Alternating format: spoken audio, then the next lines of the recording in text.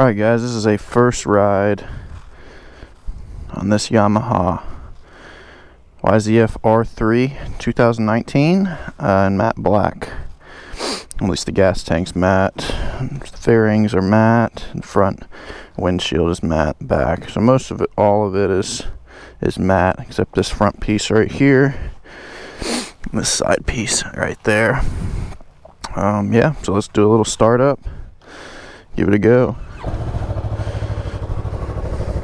So the first thing, when I drove this home yesterday, I've put maybe 5 miles on this. I think it has 7 miles total on it.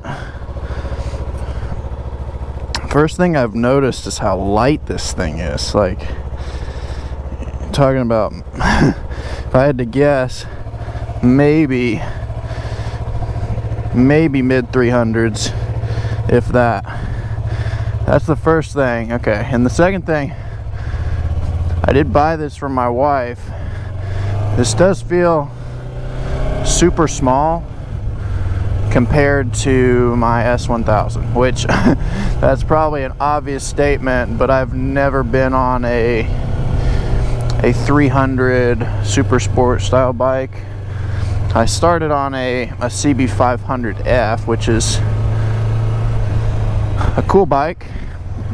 Isn't really exciting, but this thing already seems to be more exciting feeling, even being a 300. And it's not like a regular 300, keep that in mind. It's a 300 Super Sport. It's just a small engine version of an R6, R1 that's super light.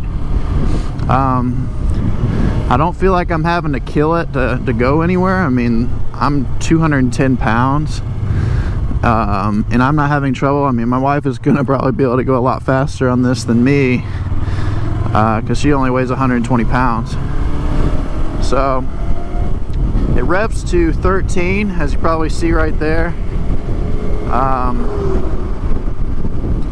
Screen is pretty cool.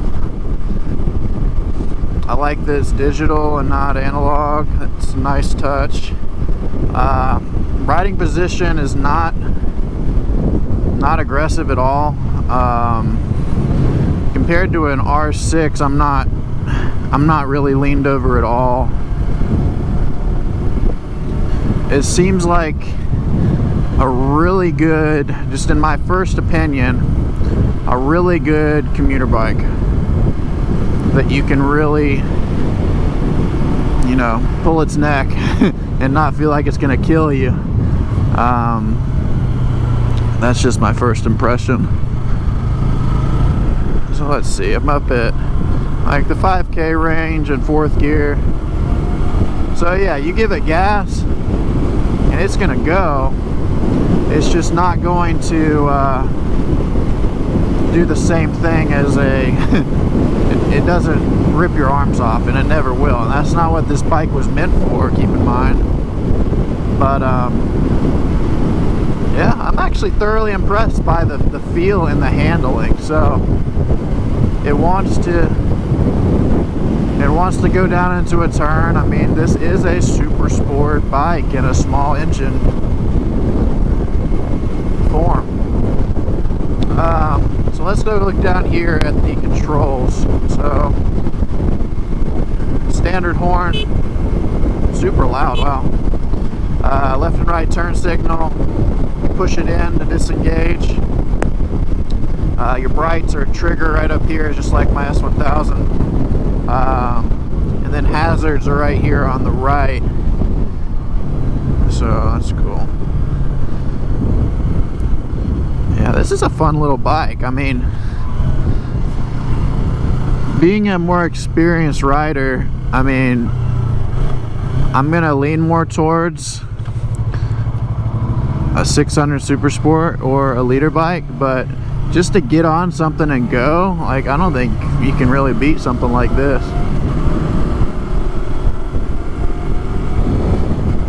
I mean, it has no issues going.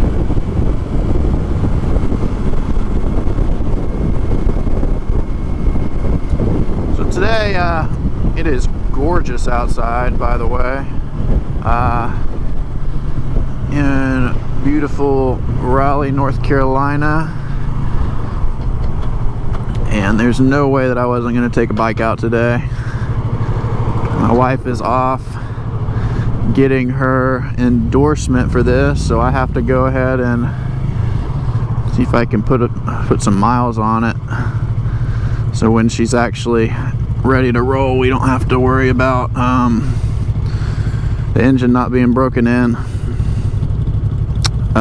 So like I said, this thing does rev to 13, upwards of mid 60s mile per gallon, and fuel economy, I'm not sure how many gallons this tank holds, but you're gonna be able to go for quite a while on this. It's not your normal sport bike fuel economy, in my opinion. My bike is way on down there, but yeah, I would love, and I did compare this when we were initially looking. I was comparing it to possibly a CB500R for her, which is a much bigger bike. Keep in mind, it's a bigger CC engine, but it doesn't rev as high, and the top speed is actually lower in some cases. So it just doesn't have an exciting high end. So my thought process with choosing this bike is having an exciting high range rather than a more torquey low end that could get somebody into trouble. It just seems more practical. Mirrors are really big. I like that. Oh, here we go, right here. 75 years of something. What is it? This guy's got ponytail going on. I love that. Red ponytail. I think I'm gonna need to get me one of them. As far as modifications, I'm probably gonna have to lower this for her because she's 5'2", which isn't an issue. I'm just not probably gonna be able to ride it because I literally feel like I'm sitting on a tricycle compared to my XR. Probably gonna put some sort of aftermarket exhaust, and maybe even turn this into a project bike. I mean, there's a lot of stuff you can do with these bikes. New for 2019, you've got inverted forks, which is a cool feature because you usually don't see that in a bike. Where I got this thing for less than $5,000, brand new.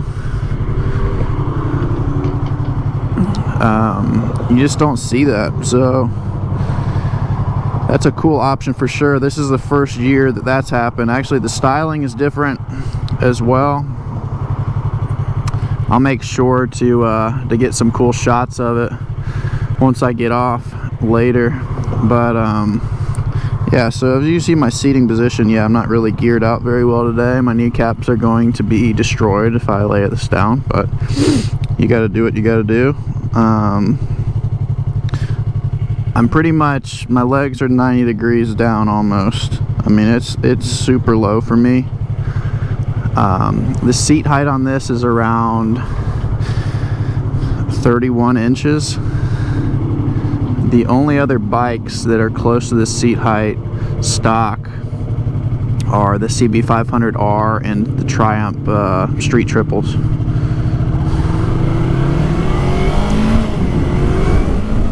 Try to hit the corner with it. Can't kill myself because these are brand new tires, but please don't kill me. What in the world?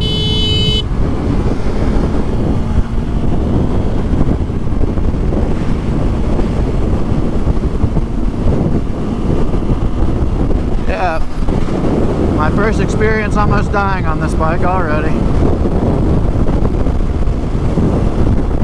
Alright, so I'm up at 70 miles per hour in sixth gear and I'm at 7K. I've got like a lot more in the tank. So for you guys wondering about whether this thing has enough oomph to just cruise around, I mean, there you go right there. You're at 7K going 70 miles per hour.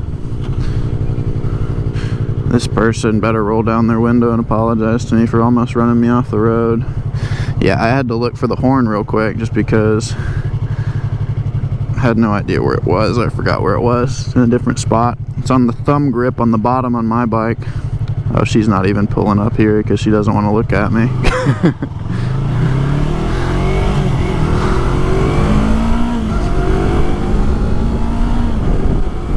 Shifts well. Pretty smooth. So that was 1 to 6 pretty quick. Shifting below 6K, just kind of a regular driving experience type of thing. Gosh, I need to start wearing this camera everywhere just so if someone runs me off the road or kills me, I'll have footage for insurance. Yeah, so just keeping in mind that you saw how that person, or hopefully I got some good footage of that person literally not even looking and coming over on me. Possibly could be something I could fix with having this bike a little bit louder with a can, just a slip on. I don't think it's worth investing a $1,000 full exhaust into a $5,000 bike. That doesn't make much sense to me, but just the can to make it a little bit throatier could be beneficial. Now that could have happened on my bike too, and my bike is super loud. That person, you know, there's a lot of incompetent people on the road, but yeah, I'm already OCD today. This person is being weird too. Wow.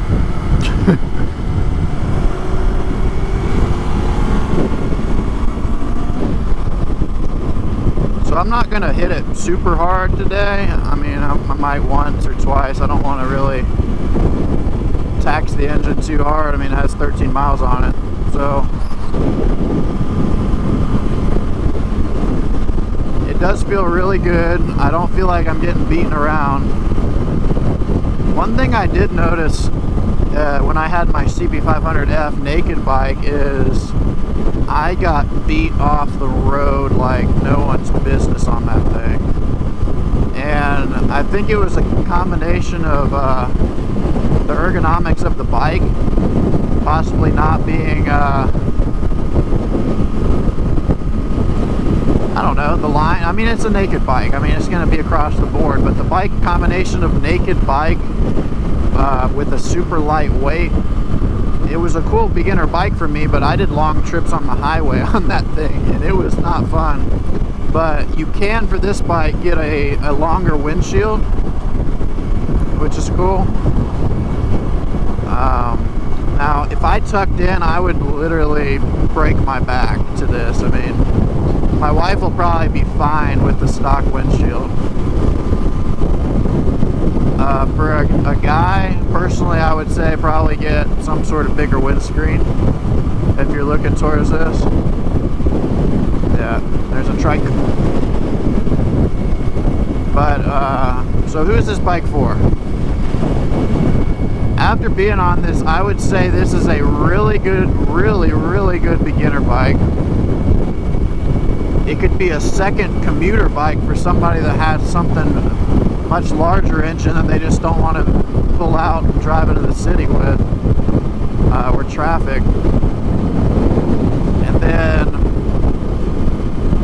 I mean, yeah, I mean, there's not much else to say about this thing other than you can wring its neck and it's not going to kill you, which is an awesome thing for a new rider. But at the same time, everyone doesn't have to get their arms ripped off, but you still get that feel that I'm on a sport bike, which I am. It's just not going to kill me. It can't kill me if I'm stupid, but you know what I mean. The front wheel's not going to pop up power wheelie on this thing.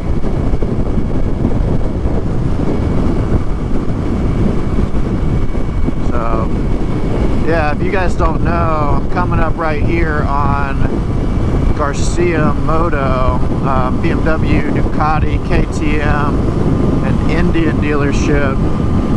I do a lot of their marketing and branding, so there it is right there. So I'll have a lot more first rides on specific, more exotic bikes from them. I did a 1250 GS compared to my S1000 yesterday, so that'll be a cool thing.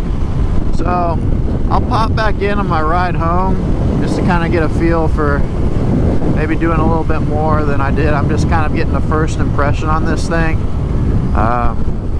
Again, I have no expertise really at all in features of this thing. It's a bare bones bike in my opinion, with good suspension. Brakes are okay. I mean, they get the job done. It's not anywhere close to the Brembos on my BMW. It's like you barely pull in and your whole bike's coming to a halt instantly. This one you gotta hit them a little bit harder. Just overall, you're gonna need more of a stopping distance with this bike.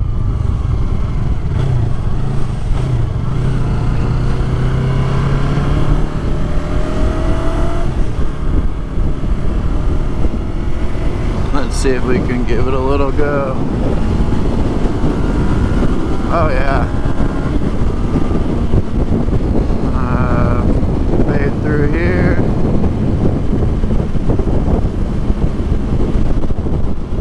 Alright guys, well I am pulling into work.